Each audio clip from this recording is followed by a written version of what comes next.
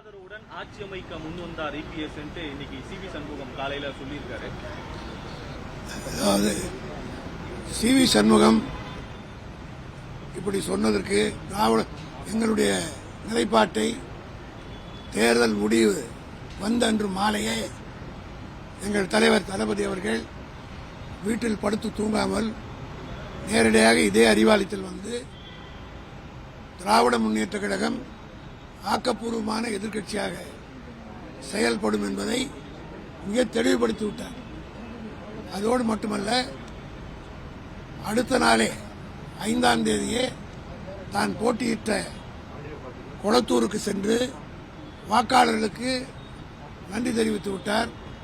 அதேபோல திராவிட முன்னேற்ற கழகத்தினுடைய சட்டமன்ற உறுப்பினர் கூட்டத்தை கூட்டி தலைவர், துணைத் தலைவர், கொறடா ஆகியோரையும் தேர்ந்தெடுத்து ஒரு எதிர்க்கட்சி ஆக்கப்பூர்வமாக செய்ய வேண்டிய கடமைகளை எல்லாம் எங்கள் தலைவர் தளபதி நிறைவேற்றிவிட்டார். திமுகவை பொறுத்தமட்டிலும் இந்த 77 ஆண்டு கால வரலாற்றில் பல வெற்றிகளையும் பார்த்திருக்கிறோம், பல தோல்விகளையும் பார்த்திருக்கிறோம்.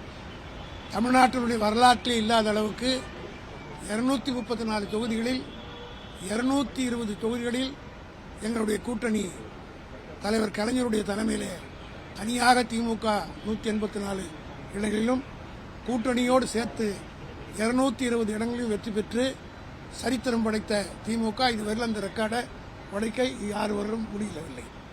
ஆக அதேபோல 91 தேர்தலில் ஒரே ஒரு தொகுதி தான் நாங்கள் வெற்றி பெற்றோம். ஆனால் வெற்றியை கொண்டு வெறி கொண்டு ஆடவில்லை, தோல்வியை கண்டு தோன்றிவிடவில்லை. திமுக தொடர்ந்து பணியாற்றி கொண்டிருக்கிறது. ஆக சண்முகத்தை போன்றவர்களுக்கு அவர்கள் போவதற்கு ஏதேனும் காரணம் வேண்டும் என்பதற்காக எங்களை காரணம் காட்டிவிட்டு அவர்கள் வெளியேறுகிறார்கள்.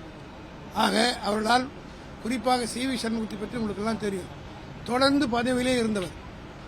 2021 கூட அவர் தோற்ற உடனே 2022 எம்பி ஆகிட்டார். இப்போ அதற்கு ராஜினாமா பண்ணியிருக்கார். ஆக சில பேருக்கு பதவி அரிப்பு இருக்கும். நீங்கள் அகில இந்திய அளவில் கூட எடுத்துக்கொண்டாலும் பிஜேபியில் இருக்கவங்க காங்கிரஸ் ஆட்சி வந்தால் காங்கிரஸுக்கு போவாங்க. காங்கிரஸில் எங்களோட ராஜ்யசபாவில் 5 பேர் காங்கிரஸ் தான் பிஜேபி மந்திரி ஆகிட்டாங்க. இதெல்லாம் வடநாட்டில் இந்த கட்சி மாறுகிற கலாச்சாரங்களாக இருந்தது. ஆனால் தமிழ்நாட்டில் இதுவரையிலே 60 ஆண்டு காலமாக மேலாக 52 தேர்தலில் இருந்து இதுவரையில் தமிழ்நாட்டில் கட்சி தாவறது, மைனாரிட்டி அரசு என்றெல்லாம் பார்க்காத ஒன்று இப்பொழுது ஏற்பட்டிருக்கிறது. இந்த நேரத்தில் எங்கள் தலைவர் தெளிவான முடிவெடுத்து நாங்கள் எதிர்க்கட்சியாக செயல்படுவோம் என்று சொல்லிவிட்டார். இன்றைக்கு எங்களுடைய கட்சியின் சார்பில் எதிர்க்கட்சி தலைவராக இருக்கிற உதயநிதி ஸ்டாலின் அவர்களும் தெளிவாக சட்டமன்றத்திலே தன்னுடைய உரை ஆற்றியிருக்கிறார். ஆகவே அவர்கள் உடைவதற்கு எங்களை காரணம் காட்டுவது என்பது அவர்கள் திசை திருப்பதற்கு மட்டுமல்ல, ஏதோ ஒரு காரணத்தை தேடிக்கொண்டு அந்த காரணம் போவதற்கு முடிவு எடுத்து விட்டாங்க.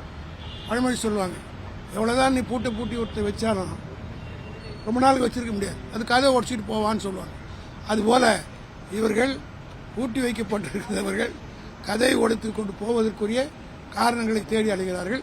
அதற்கும் திமுக எந்த காலத்திலும் இப்படிப்பட்ட ஒரு முடிவை நான் முதல்ல தேர்தல் முடிவு வந்தோடனே சொன்னேன்.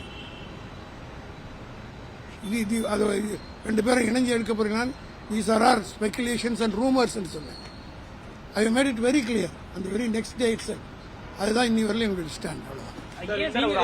அதிமுக மட்டும் சொல்லல, உங்க கூட்டணி இருக்கக்கூடிய சிபிஎம் உடைய தேசிய இல்லாத மறுத்து விட்டார். பேபி மறுத்து விட்டார். அப்படி இதெல்லாம் தவறான வதந்தின்னு சொல்லிட்டார். வதந்தின்னு சொல்லிட்டாரு. திமுக எல்லா கட்சியும் நீங்க பாத்தீங்கன்னா உடைஞ்சு போச்சு. திமுக ஒண்ணுதான் ஒரே ஒரு இடம் வச்சு பெற்று கூட உடையல. ஆக நிலையான திமுக.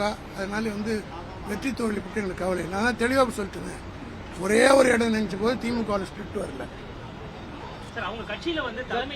இதே கேள்விகளை இதே ஸ்பெகுலேஷன்ஸ் நீங்க சொன்னபோது வந்தபோது திமுக தலைவரிடம் கேட்டோம், பலர்கிட்ட கேட்டோம். அப்ப யாருமே மறுக்கல. இப்ப அதிமுகவின் சார்பில் பிரஸ் உங்களெல்லாம் பார்த்தே சொன்னேன், இங்கிலீஷ்லேயே சொன்னேன். These are all speculations and rumors. And the very next day itself we have cleared our position. That stands to it.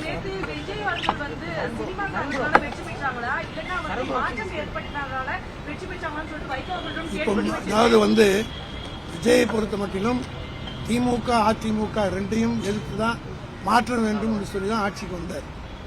இப்போ உடைச்சி அதிமுகவில் இருக்கிறவர் சேர்த்தாருன்னா சேர்க்க போறாரான்றதை நீங்கள் அவர்கிட்ட தான் கேட்கணும். அவர் சொல்லி எதை சொல்லி ஆட்சிக்கு வந்தார்?